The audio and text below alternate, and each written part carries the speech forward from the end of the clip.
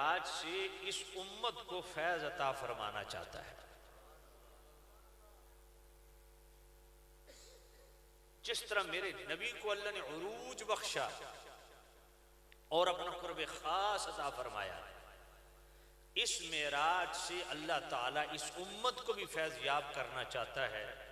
اور اس معراج کا ہماری عملی زندگی سے بھی بڑا گہرا تعلق ہے.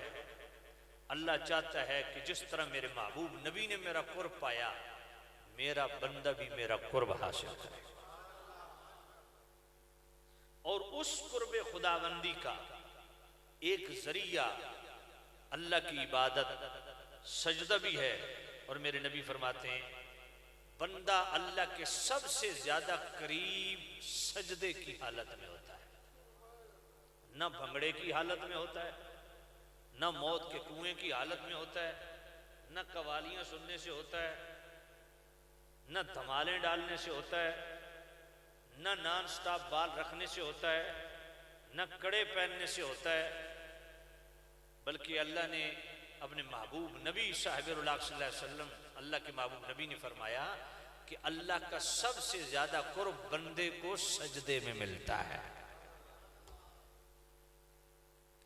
اور سجدے کا تعلق بڑا گہرا ہے اللہ کے گھر کے ساتھ، کیونکہ آپ باجماعت نماز اس فرض کی ادائیگی کے لیے جماعت کے ساتھ نماز پڑھنا چونکہ واجب ٹھہرا، اس لیے اس کی ادائیگی چونکہ مسجد کے اندر ہوتی ہے اور مسجدوں کی آباد کاری یہ شیوہ پیغمبری ہے اور اللہ تعالیٰ کو بڑا پسند ہے. اللہ نے میرے نبی کے عروج کو دو مساجد کے درمیان بیان کر کے گویا اس امت کے لیے عظیم تعلیم ارشاد فرما دی کہ اگر اس امت کو عروج چاہیے تو میرے گھروں کو آباد کرے. اللہ کے گھروں کی آباد کاری یہ مسلمانوں کے عروج کا سبب اور ذریعہ ہے. محبت سے کہیے سبحان اللہ. دیکھو نا سنن ابن ماجہ صفحہ 56 پہ یہ حدیث موجود ہے.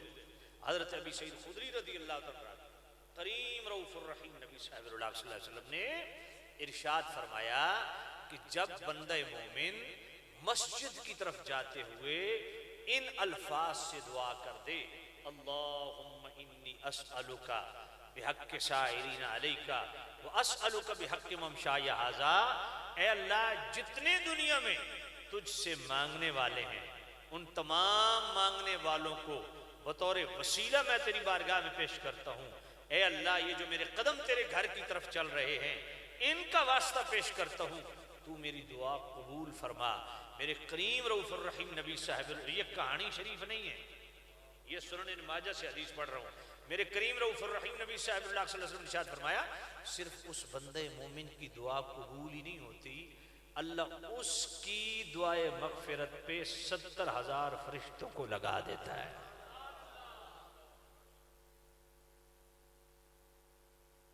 غور کیجیے، ایک تو اللہ سے جو مانگنے والے ہیں ان مانگنے والوں کا وسیلہ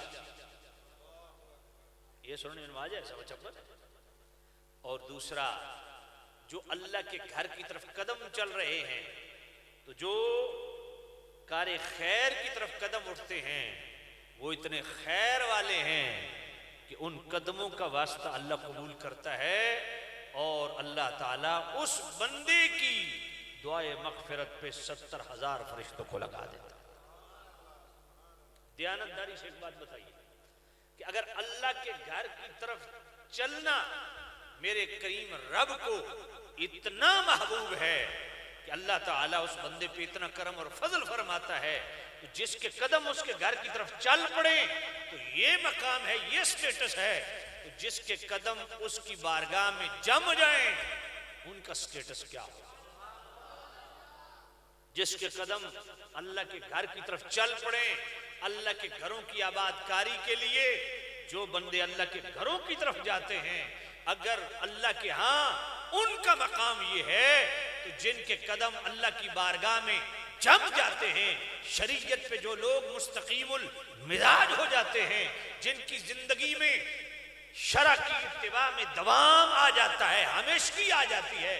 شریعت کا حیا اور احیا جن کا اوڑھنا بچھونا ہو جاتا ہے، جو قرآن و سنت کی اتباع کرنے والے ہوتے ہیں، اللہ کے گھروں کو آباد کرنے والے ہوتے ہیں، اللہ رسول کے تابع فرمان ہو جاتے ہیں، اطاعت گزار اور وفا شعار ہو جاتے ہیں، جن کے قدم اللہ کی بارگاہ میں جم جاتے ہیں، پھر اس کو داتا کہتے ہیں، اس کو بابا فرید کہتے ہیں، اس کو غوث پاک کہتے ہیں۔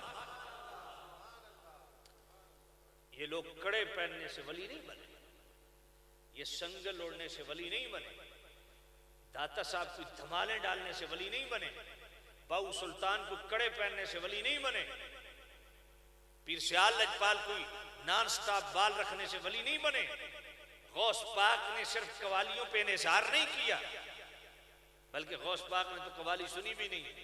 خواجہ معین الدین چشتی اجمیری رحمت اللہ علیہ، جن کے متعلق آج بڑی بے باکی سے کہا جاتا ہے کہ بندگان خدا کو انہوں نے دین کی طرف راغب کیا، سبب قوالی تھا۔ میں نے کہا کوئی جھوٹ بھی بندہ بولتا ہے نا طریقے سے کو پردہ رہ جائے۔ میں نے کہا خواجہ غریب نواز نے ڈھول کی دمالوں پہ لوگوں کو اکٹھا کیا ہے، کیوں خواجہ غریب نواز کے قرآن پڑھنے میں تاثیر نہیں تھی، حدیث پڑھنے میں تاثیر نہیں تھی؟